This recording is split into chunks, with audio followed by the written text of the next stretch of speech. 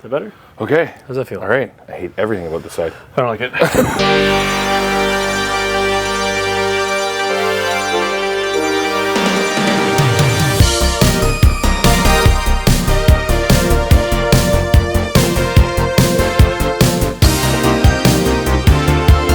Welcome back to Unwind. I'm Drew. This is Dean, and we are back talking Jurassic Park, Jurassic World.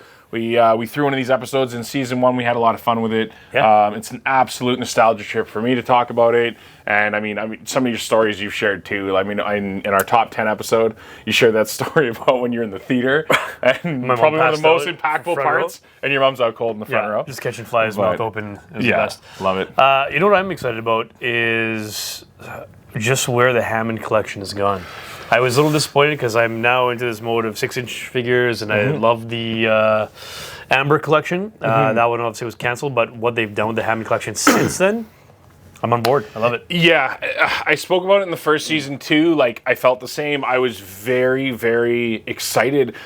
When I was a kid, I really got into watching special features of movies, and Jurassic Park was always one of the ones I watched. And those maquettes, you'd see those maquettes, and it was like, I don't know if it was made of clay. I was always like, why can't they just make a toy like that? Like, they'd always release dinosaur toys, and they'd always have ridiculous tail functions or snap back jaws or some crap. I just wanted a toy that I could manipulate myself and pose and stuff too. So I felt like the Amber collection hit that on the mark. I thought the painting was awesome. The scaling was wicked. I do understand why they went to the Hammond collection. It is easier to scale things. Plus, it opens it up to vehicles For sure.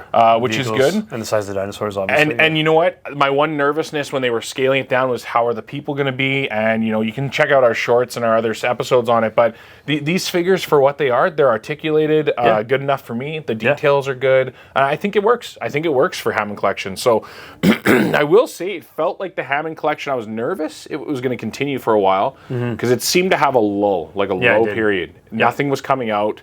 There was no murmurs or chit chats about if they were bringing anything out. But it seems to be back in full gear. And I mean, the new movie's coming out. Jurassic World Rebirth is not out yet at the time of us filming this. Comes out July 2nd in Canada anyway. And what are your thoughts? We've seen the trailer. Yeah, I don't know if I've ever not enjoyed one of the Jurassic Park movies. I think they're all great. They're always exciting, big screen, box office type style movies. Yeah. And, this one looks great. I mean, great cast. Mahershala Ali. Yeah. Scarlett Johansson. Yeah. That guy from Bridgerton. The guy from Bridgerton. I don't know him. From Bridgerton. The guy the Orlando Bloom stand-in. Yeah, the Orlando Bloom stand-in guy. Yeah, I mean, I think it looks great. I like the idea behind it from what I gathered from that. Like, I didn't do too much reading into it, but just from what I've seen, looks like they're just going to an island where kind of the misfits or the dinosaurs didn't make it for the original testing one. ground and that's one thing I like too, is a lot of people, they've seen the trailer, there's a freaky looking Rancor-ish looking dinosaur in it, and a lot of people are like, oh, I'm done with this, another mutated dinosaur, same shit, different day. But it's one of those things where I actually like the premise too, because when they're dealing with genetics, you're not going to get it right on the first try. For sure. And what do you do with those creatures you create and stuff? And it sounds like an island of misfits. Dump them onto an island You dump for an them, adventure. exactly. So, it looks great. I'm excited about it. I enjoyed this last trilogy that had come out. I thought that was great. It was, was good for what it was worth. And this whole different style and story is going to add to it. And the whole Jurassic Park universe, I'm on board with. I love it. And that's I think you make a good point too, where those Jurassic World movies, they were what they needed to be. Yeah. They fit, I would say, like a type of aesthetic, their look, their feel. I think it brought some new generations into Jurassic Park, Jurassic World. Yeah. The first one will always be the one that I keep dearest for sure. But from what I understand from reading online stuff too, everything that came before Jurassic World Rebirth is still canon. They're not getting rid of it. But yeah, these new ones, I feel like they're kind of getting back to a bit of the gritty, a bit of the real kind of, the colors and everything look more real. It seemed like the Jurassic World movies, when they came out, they were very polished, they were very clean, heavy, like clean CGI, if that makes sense. I still think that the first two movies has the best CGI out of any Jurassic-related thing. Yeah. So I'm looking forward to it. Premise is cool. It's kind of like a I get like a Raiders of the Lost Ark vibe from it. Yeah, absolutely. Mixed with, whatever, Escape from New York or whatever. So what's going to be awesome is any big time movie like this usually has the figures hitting the shelves a few months beforehand. Yes. So I'm sure in the next little while we'll start seeing all the new product on the shelves. Well, there's some. So the Hammond collection is more, I would say, for your adult collector. Yeah, right. absolutely. The realism and stuff of it. They have actually released a couple figures already. Not for Hammond though. I will kind of correct myself. The more like the hack and slash and the tail waggy. They've released those. Yeah. But if that's told us anything, those figures are usually a precursor to what they're going to get. Yeah. So they've got like a new T-Rex, a Spinosaurus, a Mosasaur. So I'm looking forward to seeing those in Hammond collection for sure. So the previous ones we ended with where the last one out was Dominion. Yeah. I've reflected on Dominion for a long time, and my love of the dinosaur movies, my love of Ellie Sadler, Alan Grant, and Ian Malcolm, like that dynamic really made me see past what the movie really was, which is essentially we need to figure out why these grasshoppers are so biased. Yeah. So I see Dominion for what it was. I still watch it. I still like it. Did I hate the ending fight scene? Yes. I thought it was not as good choreographed. But I mean, I still watch it. I still enjoy watching it. There's way worse movies out there. Sure. But I will say in that movie, it brought us some cool designed dinos. Yeah. One being this guy right here, the Therizinosaurus. Yeah. Wild animal. I never knew it existed. Like the claws on it are crazy. They did make a half decent figure. Like I don't know how to refer to it, but I guess it would be like a kid's version of this. The kids have it. You know? And it makes a noise. It does the screaming. But that's it. You pick it up, and it's just like.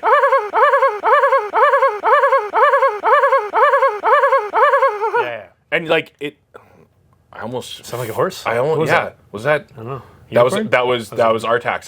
That was Atreyu's horse drowning in the mud. Too soon. But yeah, like bring you back that. you pick it up. We're showing it right now too. We'll put a PTSD warning. Is he showing? He's showing it down here, isn't he? There's a rabbit hole we can go down You know what I love about these? Yeah, go ahead. For this trilogy that came out, you get more of a prehistoric, like feathery. Yeah. It wasn't just all like hard, leathery looking skin. It actually had some feather, like they did with the Therizinosaurus. Therizinosaurus. Say that 3 times fast. Therizinosaurus. Insert line here. With this guy, as well as the raptor. There's the... the Pyroraptor. The Pyroraptor. Yeah. That was one of my favorites. The scene where this guy comes in the movie, though, where he's chasing... with Bryce. I don't remember her name, but Bryce Dallas. But yeah, she's under the water and he's just like digging in, the claws come down and all that. That was a pretty cool scene, and just it made you fear this thing. One thing too, let us know in the comments below. I never figured out, like, it looks in the movie like its eyes are blind. Like it's got some severe glaucoma, and I'm not making light of that. It literally its eye is like gray. I don't know if it's blind in the movie or not. I don't think the dinosaur is blind in real life. I don't know if it was just a style. If you know the story or you have a link, throw it down below, because I never actually looked into that. But yeah, to Dean's point, the texture, the feathering, the paint, it goes a long way. Yeah. The eyes on all the Hammond collection figures are quite cool to look at. Articulation's great. I think that pricing for figures nowadays is more of a focus now than it's ever been. And I still think you get what you pay for with Hammond collection. But yeah, so another one that I got to talk about, because this was a figure victory that was almost spiteful. Carnotaurus, the demon dinosaur from the first book. I love this figure. I slept on this figure. This is literally the definition of like a figure victory for me. So my figure victory anyway for this episode is going to be the Carno. It was one of those figures I was like, yeah, okay, you know what? I'll get it. I really want it, but I had other priorities to get Rexy first and a couple others, and I didn't get it. And of course it was like sold out everywhere, and it was probably 2.5 years of looking and waiting. And the thing was, is I wanted it, but I wasn't going to bend over backwards and spend, over $100 on it. Sure. Luckily, I happened to be with work. I was in the U.S., popped into a Target, as all good adult collectors do when they have, 15 minutes here and there, and found him sitting there. He was on sale, which was great. very happy that I finally have them. A little bit of regret I waited that long. I wish I had them since the beginning. Yeah. It's a hell of a figure. I did like that we got to see him in Fallen Kingdom. I'm curious if we're going to see Carnotaurus more going forward. In the book, I believe, correct me if I'm wrong, I think there's like a whole skin changing thing with them, like slight camouflage. So they kind of do that in one of the movies. Yeah, but yeah, you're right. The eyes on that thing are really cool. I like how they glow. One of the last figures that I got from Dominion, and I was on the fence about getting it because there's some times where, I mean, I might just be a giant child, which I think is confirmed now, but I might not buy a figure because it's attached to like a bad movie or something. I relate it to the Carnage Marvel Legend.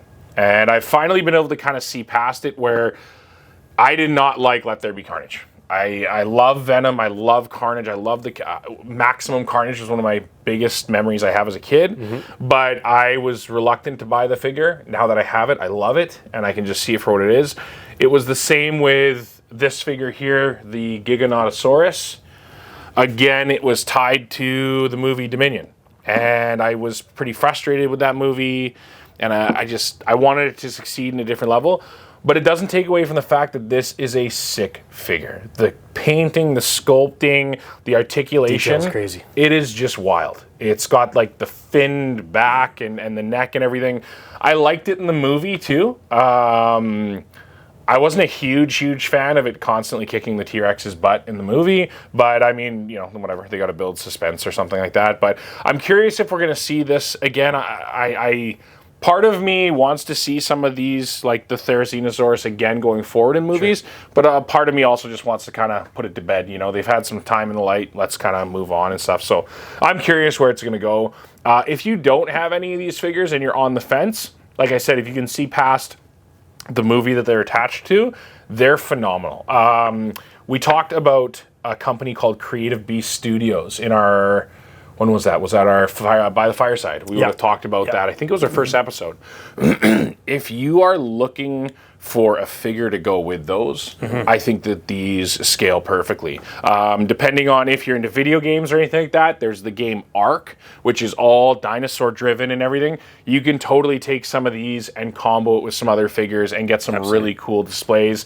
I've seen some very interesting figure photography lately where these have been involved or repaints have been done, and they look very, very cool. So you spoke about the other line earlier about how there's like a kind of a kitty type line of these as well. Yes. But is it not true that some of these scale properly with those as well? So did they release some figures or some dinosaurs with that line, but like you wouldn't know?